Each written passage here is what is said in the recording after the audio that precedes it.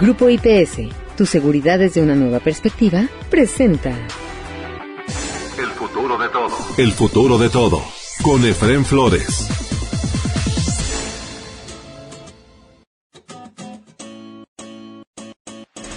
Bienvenidos a El futuro de todo, el podcast que ve hacia adelante. Porque México tiene que ver ya la nueva realidad que imprime en cada uno de nosotros este maravilloso siglo XXI. Soy Efraín Flores, dándoles la bienvenida a un capítulo más de El futuro de todo. El futuro de todo. El futuro de todo. Con Efraín Flores. Comenzamos este podcast nada más con la aclaración de que es un poquito largo este podcast, dura poquito más de 40 minutos, pero aclaro que es ustedes pueden escucharlo como quieran, está segmentado intencionalmente en varios capítulos. Estamos hablando por un lado del manejo de crisis, por otro lado, por supuesto, de la crisis del fentanilo, del maíz transgénico. Entonces, ustedes pueden segmentar perfectamente el podcast para nada más escuchar lo que ustedes quieren y saltarse las secciones que francamente no les interesa. Bienvenidos pues a este programa del futuro de todo. José Luengas es consultor en comunicación estratégica y manejo de crisis, un hombre que tiene mucha experiencia, tiene maestría, tiene doctorado y además ha trabajado tanto en sector público como en sector privado, ahora es independiente ya. Así es que le damos la más cordial de las bienvenidas a José Luengas aquí a El futuro de todo. ¿Qué es el manejo de crisis? Justo es la disciplina que se trata de poder darle un control a esa situación, poder enfocar y poder ayudar a los equipos involucrados en las organizaciones para poder atender, contener y evitar que siga creciendo y que se salga de control una crisis que de pronto se presente. Aquí el tema es que las crisis, la pregunta no es si se va a presentar, la pregunta es cuándo. Y lo mejor es que estemos preparados con una serie de protocolos para saber cómo actuar en determinadas circunstancias para que la misma sorpresa no nos rebase y podamos tener la cabeza fría para poder atender, no importa lo grave del caso, pues poder atender de manera efectiva y de manera estratégica la situación. Oye, por ejemplo, una empresa, o sea, normalmente una empresa puede tener una crisis en cualquier momento, como tú muy bien lo dices. Puede ser empresa privada, puede ser empresa paraestatal, puede ser cualquier empresa. Hemos visto, por ejemplo, crisis que ha tenido Petróleos Mexicanos con derrames de petróleo, en las plataformas, gas. Vimos también, por ejemplo, los supuestamente derrames de gas allá por el Mar Negro por parte de Rusia, ¿no? Que en eso justificó el que no podía abastecer al 100% a la Unión Europea del gas que estaba comprometido a través de uno de los gasoductos. Todos esos temas, ¿cómo se manejan? ¿Cómo puedes tú, en lugar de dar justificaciones, cómo puedes explicar, cómo puedes contener la crisis? Has tocado una palabra clave e importantísima. La respuesta a una crisis ocurre de dos maneras, o en dos caminos. La respuesta operativa, la respuesta técnica, la respuesta de los fierros para poder darle solución al problema técnico que se haya presentado. Sí, pero tuvimos, por ejemplo, una explosión en el Mar Negro y eso nos provocó una fuga de gas que desgraciadamente nos impide el abastecer adecuadamente a Europa. Vamos a suponer que esa sea la respuesta. Correcto. Entonces, de alguna forma ya tienes a tus equipos que están trabajando y tendrán un plan de trabajo para poder tener listo nuevamente el abastecimiento de y ahí viene el control. Ahí viene entonces qué significa el control de crisis. El control de crisis significa que regreses, o seas capaz de regresar al equilibrio de tus circunstancias, al equilibrio de tu día a día, pero tomando en cuenta algo bien importante. En este caso, en este ejemplo que colocas, que mencionas acerca del Mar Negro y la fuga de gas, pues esta crisis, vamos a atribuírsela al al gobierno ruso. En este sentido, pues no solamente se va a ver afectado por la cuestión técnica y la falla de cumplimientos en determinadas entregas de gas, técnicamente sino que también va a verse afectada su reputación, la confianza de, oye, pues con qué confianza acudo a ti para que me surtas, seas tú el responsable de surtirme a mi Europa el gas. Por lo tanto, la manera en que yo, como gobierno ruso, aborde el tema y genere nuevamente confianza de que de qué fue lo que sucedió, cómo estoy solucionando el tema, en cuánto tiempo va a quedar listo y de qué manera no habrá mayores repercusiones. Eso determinará pues el éxito o falla de la crisis, ¿no? Si venimos mucho más lejos, en estos días pasados nos enteramos de este caso tan tremendo, ¿no? De un infante, un niño de 6 años que fallece en una escuela primaria al sur de la Ciudad de México, y que independientemente, no vamos a meternos ahorita en temas de las causas, simplemente el hecho de que se haya hecho un caos de la comunicación, porque la institución educativa, en este caso la escuela, no fue capaz de darle un orden a las cosas, no fue capaz de comunicar los temas técnicos legales, de comunicar la parte emotiva, humana, de atender a la comunidad educativa, de atender a los padres, de atender a las autoridades y evidentemente... Y atender a los medios también. Del otro lado viene la parte de comunicación pública de los medios, ¿no? Entonces hace un caos y de pronto toda la opinión pública tenemos una versión que puede ser buena, que puede ser mala, que puede ser acercarse a la verdad, y eso es lo que tú como empresa, como institución que está sufriendo una crisis, no puedes permitir. Tienes que tener, en la medida de lo posible, tratar de llegar a ese control del manejo informativo para efecto de que la historia que se esté contando, la narrativa que se esté contando, pues sea esta que tú estás ofreciendo, y que no haya verdades diferentes que trastoquen a tu estrategia de comunicación. A ver, por ejemplo, te voy a poner el último caso que me gustaría que nos explicaras, a ver si lo puedes hacer un poco más breve para que la gente, pues digamos, lo entienda, si va manejando en su automóvil o lo que esté escuchando el podcast. El INE acaba de ser objeto de ataques, críticas directamente de Palacio Nacional y de otras instancias del actual gobierno, del gobierno que está bajo el control de Morena, por una encuesta que hacen además periódicamente. No es la única que hace, pero es una encuesta que, si bien por obligación la tienen que publicar a través de los medios de comunicación, o sea, por ley de interna del INE y de transparencia, realmente es para uso interno, para uso de unos cuantos, y para poder entender cómo va, digamos, la métrica, el sentir de la población en relación al INE. Pero desgraciadamente es una encuesta que también se publica para todo el mundo. Y ahí se agarra de puerquito esta encuesta, por ejemplo, Palacio Nacional, para empezar a atacar y darle más al INE. Y de ahí se agarra también Palacio Nacional para darle al puerquito del presidente consejero, etcétera, etcétera, etcétera, etcétera. No noté yo que hicieran un adecuado control de daños en el INE. Corrígeme. Tienes toda la razón, no coincido completamente contigo, en el sentido de que me da la impresión que a ellos mismos los tomó de sorpresa y no hicieron una adecuada lectura del problema inicial, hacia dónde podría avanzar y por lo tanto cuál debería ser la estrategia de comunicación. Hasta ahí estoy de acuerdo contigo, pero en ese momento dices, bueno, ¿tenemos especialistas en control de daños? No.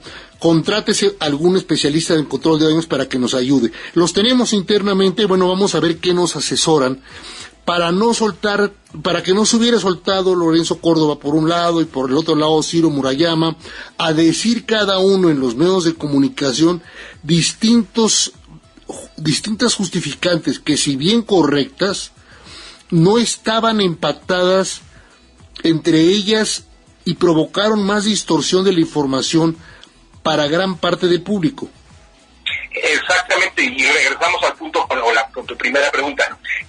Cómo el manejo de crisis tiene que ser algo contundente y no meramente algo que parezcan ocurrencias o justificaciones. En este caso, desde el principio, tendrían que haber anticipado que esta encuesta para darle un poco de contexto, la primera nota sale en El País, el diario El País, versión México, sale esta nota que destaca que hay una encuesta del propio INE, donde la mayoría de los encuestados contestaron que estaban a favor de las reformas electorales. Entonces tenían que haber anticipado que el gobierno, que Morena y que todo el aparato de informativo iba a tomar esto en contra, iba a atacarlos como en el sentido de que la mayoría quiere la reforma electoral.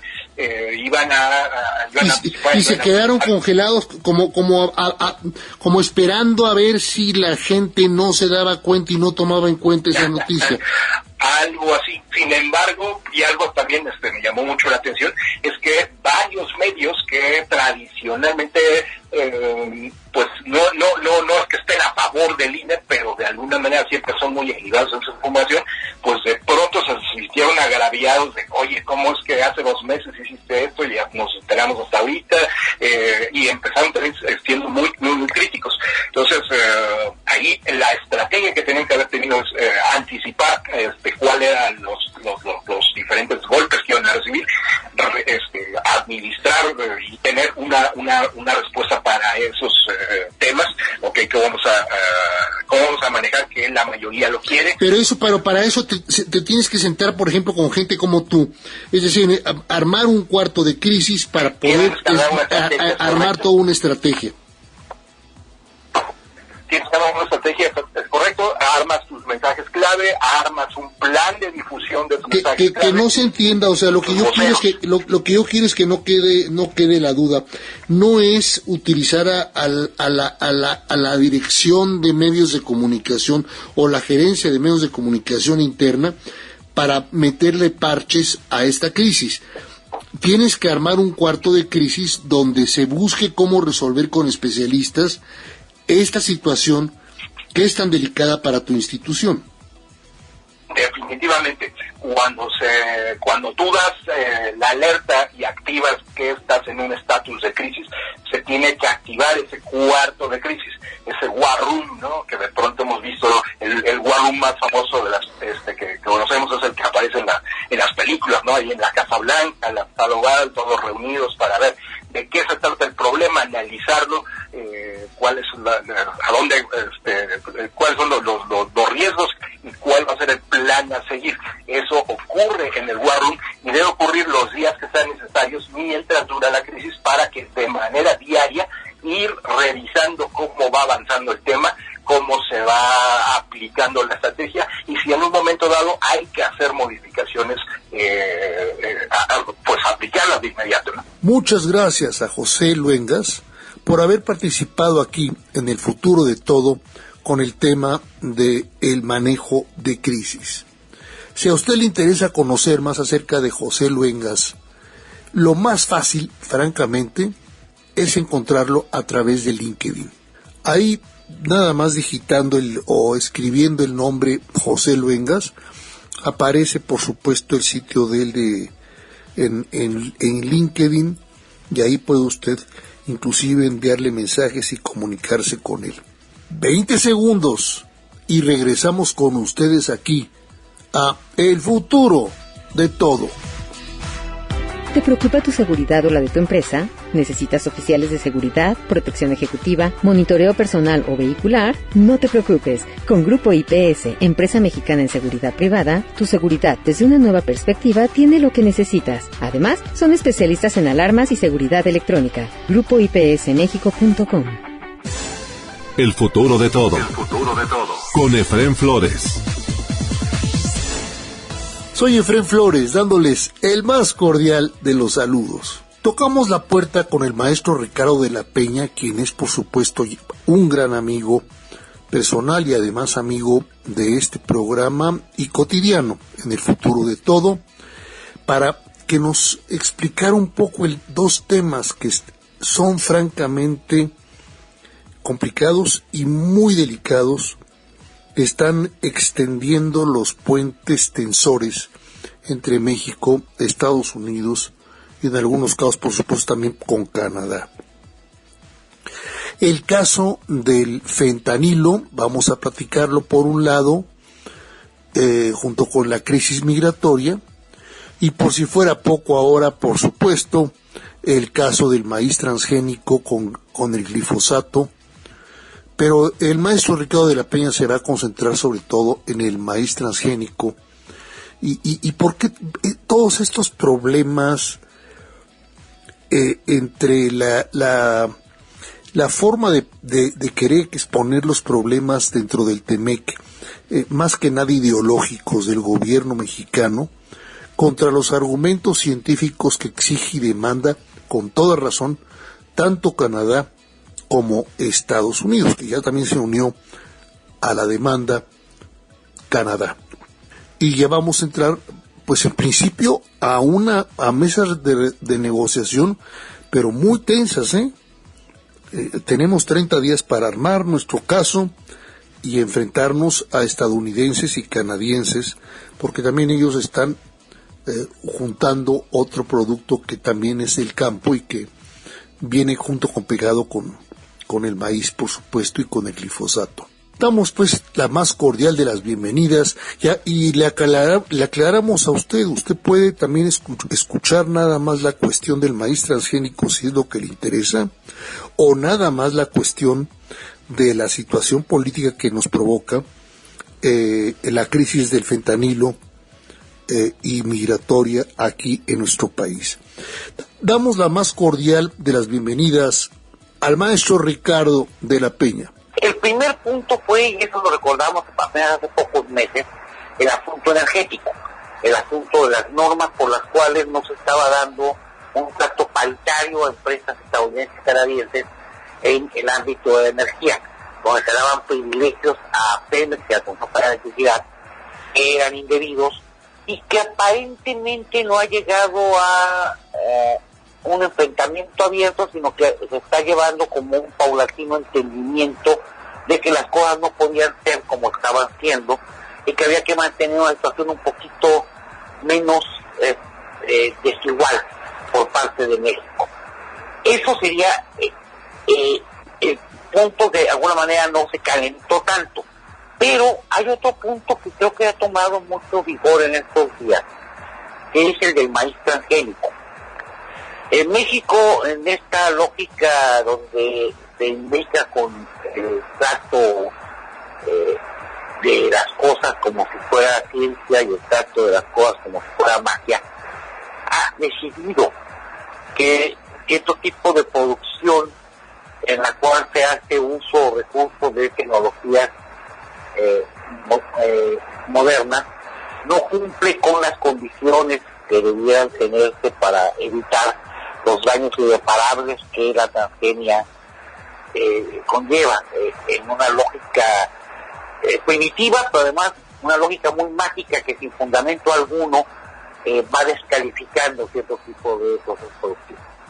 Esto no gustó desde luego a los procesos comerciales, los cuales están adelante en el recambio tecnológico y que exigían a México un recambio de su normatividad que se pusiera al día en términos científicos.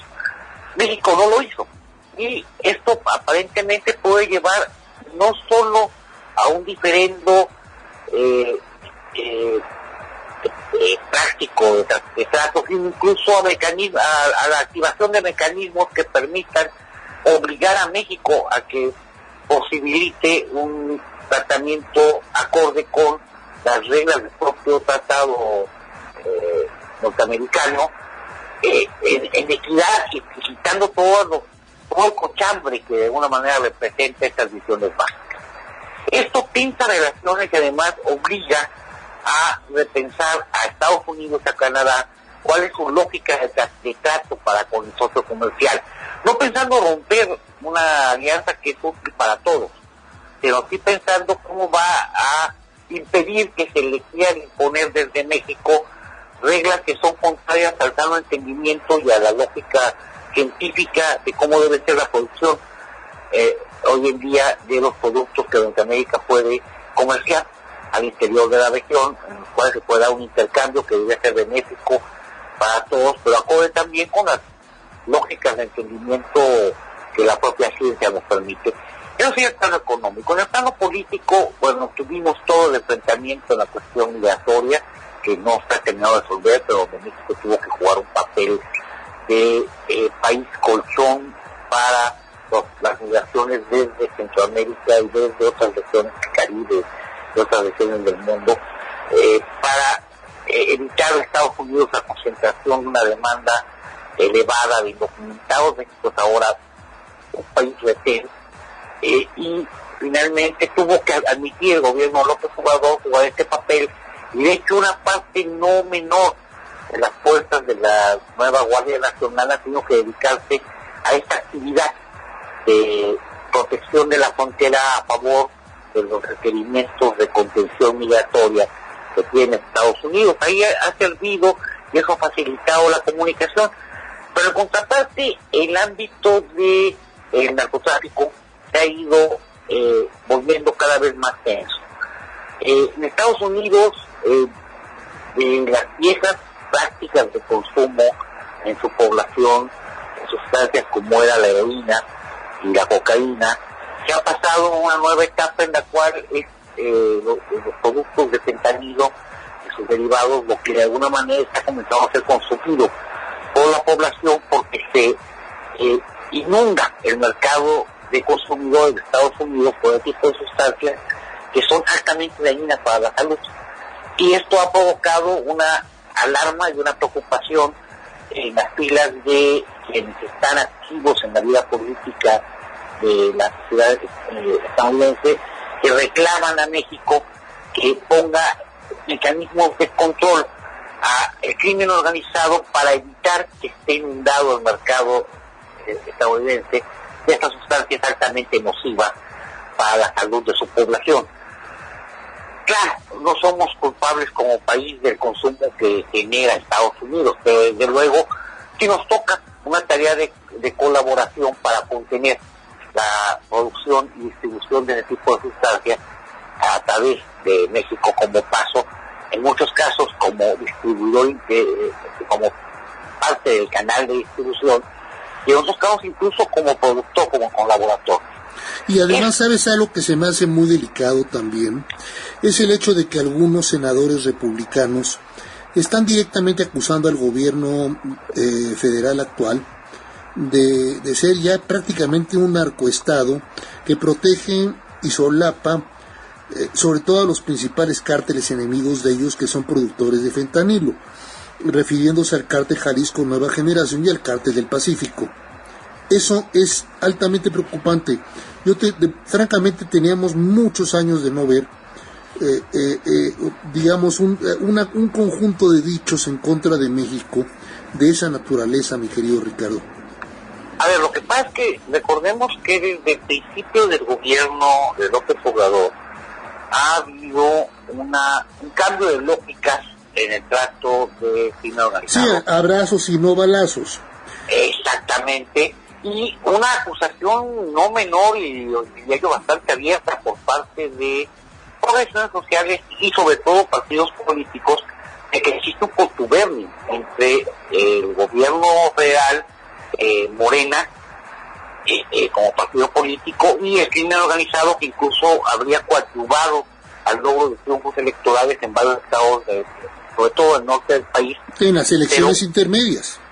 En elecciones intermedias y en elecciones locales, para gobernador, donde se acusa que hay gobernadores hoy día que francamente están aliados o coaligados al crimen organizado, y esto ha llegado incluso hasta la figura del propio presidente. En este ambiente se presenta un evento coyuntural, pero muy relevante, casualmente en la historia de las relaciones en materia de crimen organizado y narcotráfico entre México y Estados Unidos. Han estado sembradas de este tipo de momentos graves pero anecdóticos que van construyendo la agenda de relaciones. Recordemos el caso de Quique Camarena, que fue histórico ayer durante el gobierno del señor de Gortari, y así como ese, ha habido varios momentos en que la ocurrencia de sucesos agita y adecua las relaciones entre México y Estados Unidos en materia de combate al narcotráfico y al crimen organizado.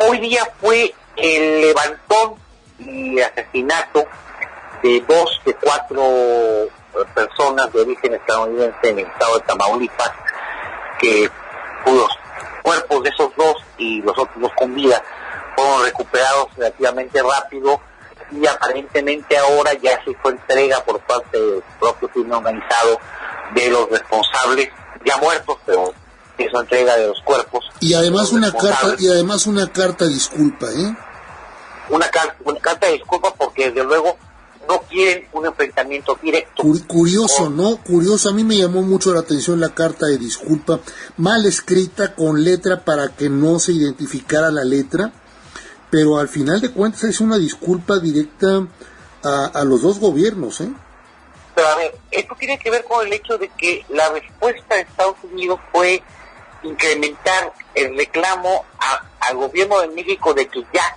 controle a como el lugar a los grupos de crimen organizado. Y si no, ellos pueden entrar también para controlarlos.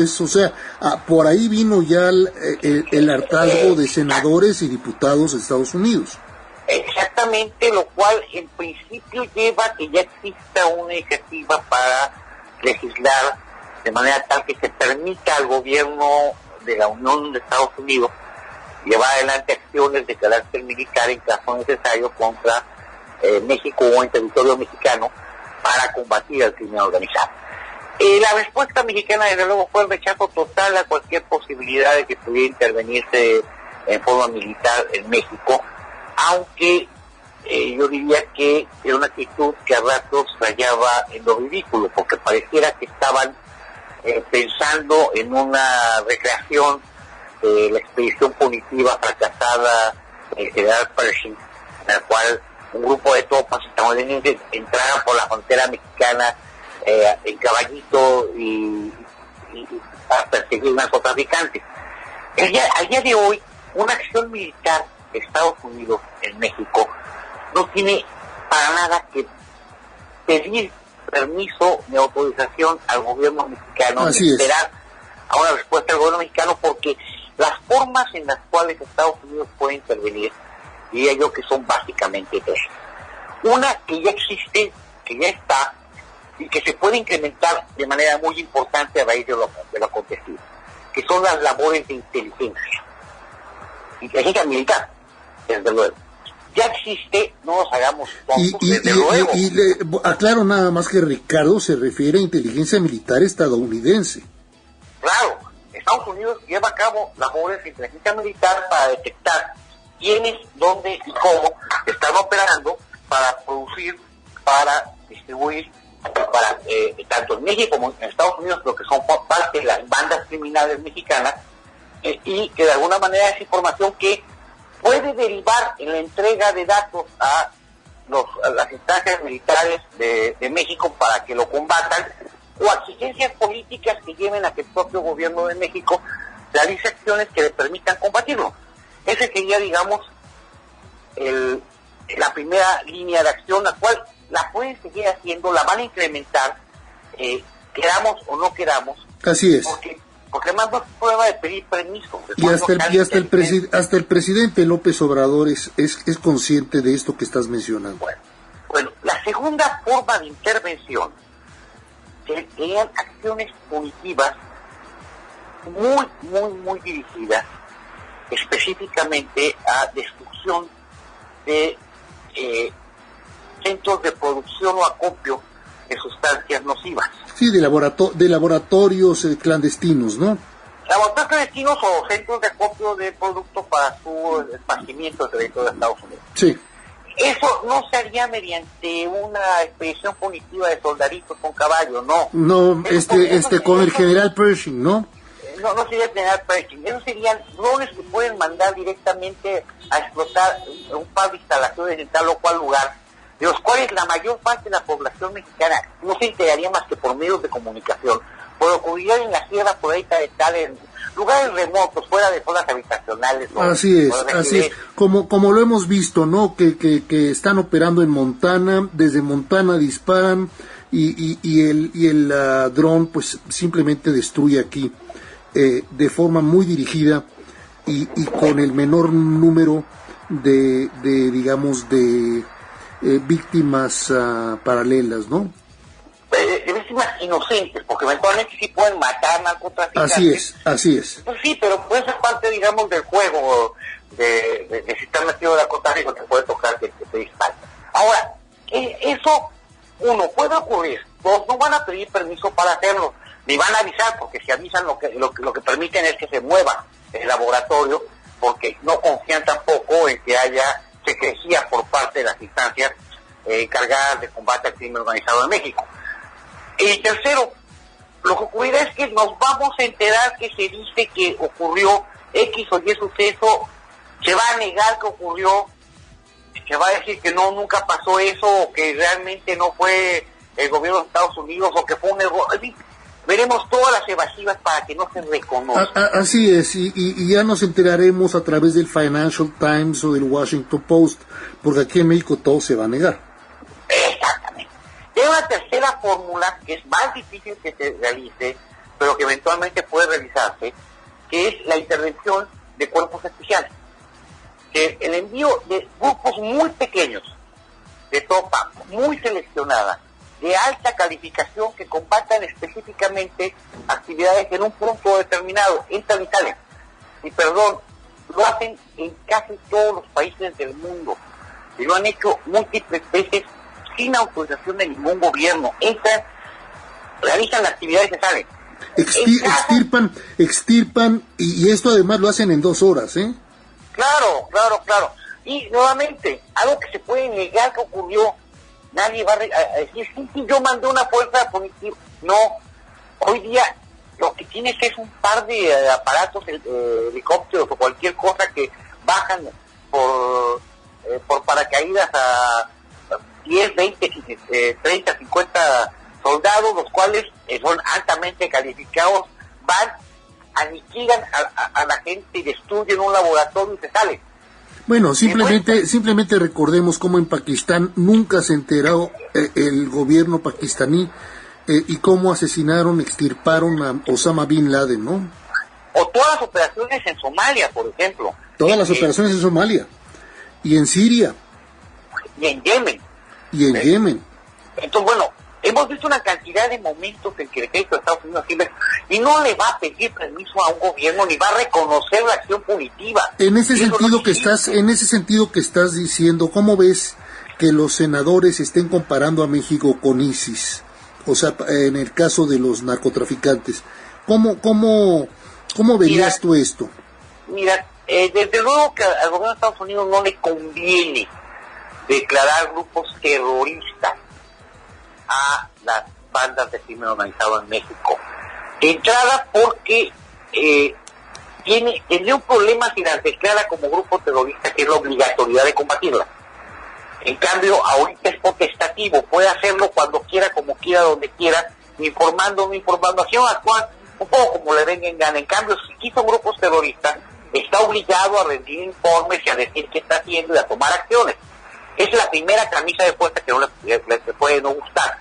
La segunda es que hay grupos de crimen organizado, de terrorismo real, a nivel internacional, como el propio ISIS o sus derivados, y otros más, que son de gran preocupación del gobierno de Estados Unidos. y que eventualmente pueden utilizar el territorio mexicano como vía de entrada a Estados Unidos. Máxime ahora que, como tú dices, nos está llegando gente de Medio Oriente, de África, o sea, descomunalmente atípica la gente que está llegando, y las están trayendo inteligentemente como tráfico de seres humanos los señores del crimen organizado mexicano.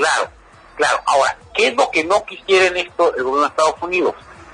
Entremezclar y confundir cuando tiene que actuar para combatir terrorismo de grupos realmente de terrorismo internacional y el combate a las bandas de crimen organizado con sustancias prohibidas en el caso mexicano.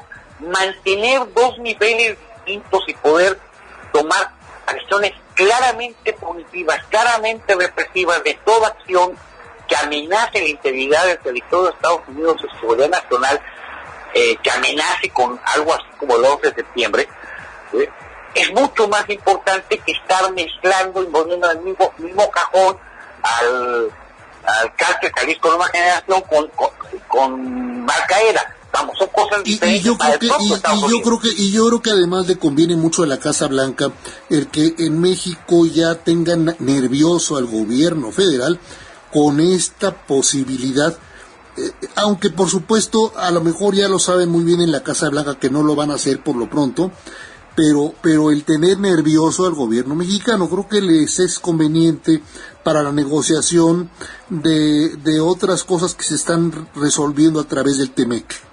Y mira, es muy claro, pasó lo que pasó en Tamaulipas. Bueno, la respuesta del gobierno mexicano fue de inmediato ponerse las pilas y ver cómo diablos resolver el problema. Y los propios grupos de crimen organizado pidiendo perdón. Sí, es interesantísimo, ¿no? Además hay otro factor que fíjate que no se ha mencionado y me he quedado yo pensando en él. Con toda esta cantidad de tráfico de seres humanos que precisamente promueven los cárteles del narco, inclusive de zonas africanas y de zonas de Medio Oriente, Extremo Oriente. 4 seres humanos perdidos allá en zonas perdidas de Matamoros, con el perfil, digamos, racial de los 4 pasajeros de la camioneta, pues francamente se podrían confundir con personas de alguno de los cárteles enemigos que sí fueran parte de los cárteles y que fueran parte del tráfico de seres humanos promovidos por estos cárteles.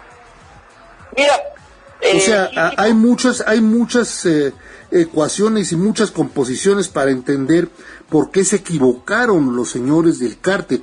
Yo no estoy exculpando mucho menos a un cártel, pero estoy diciendo que sí existen los motivos por los cuales se pudieron haber confundido.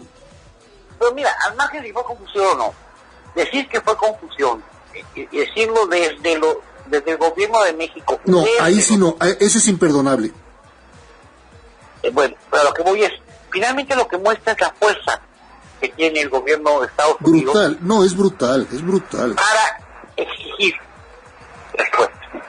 Esto lo van a emplear, que ahora van a decir, ok, a ver, no voy a realizar una acción de penetración con drones para destruir laboratorios en Sinaloa o en Sonora, no. ¿Qué vas a hacer para que no lo hagas? Si está bien, no lo hago. ¿Qué vas a hacer? ¿Cómo vas a rendir cuentas para que yo no tenga que hacerlo? Y van a estar llevando contra la pared al gobierno mexicano para que actúe. Si el gobierno mexicano no actúa, eventualmente podrían llegar a recurrir a alguna acción que pudiera poner en jaque al gobierno mexicano, y te repito, sin tener que pedir permiso ni pedir perdón. Sí, acciones quirúrgicas. ¿Qué posibilidades, qué porcentaje le das a este escenario último que acabas de mencionar? ¿50, 60, 70% de posibilidad? Mira, como creo que el gobierno mexicano se va a poner las pilas, quiera o no quiera, diría yo que 50 y 50. Pero si no se ponen las pilas, pues es 70-30, es decir, Si el gobierno mexicano trata de hacerse lo que hizo y proteger bandas de criminales, ya sea en el top del gobierno o en la parte intermedia de los gobiernos estatales, lo que tú quieras, pero se hacen tontos si quieren proteger, pues finalmente van a dar lugar a que si hay algún tipo de acción, que te repito, va a ser negada por todos, nunca va a haber ocurrido, nunca vamos a ver realmente, va a ser trascendido de Washington Post o de Wall Street Journal. Como nos enteremos. Como nos enteremos. Mil gracias, muchas gracias, maestro Ricardo de la Peña, por haber platicado con nosotros aquí y por supuesto con nuestros amigos de El Futuro de Todo.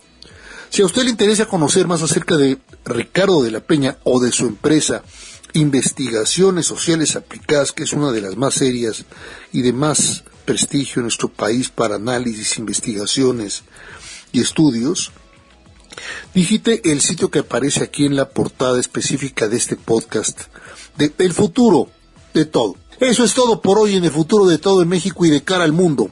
Un servidor, Efrén Flores, se despide de ustedes esperando contar con su presencia en el próximo de nuestros podcasts de El Futuro de Todo. Hasta entonces. Grupo IPS, tu seguridad desde una nueva perspectiva, presentó El Futuro de Todo. El Futuro de Todo. Con Efrén Flores.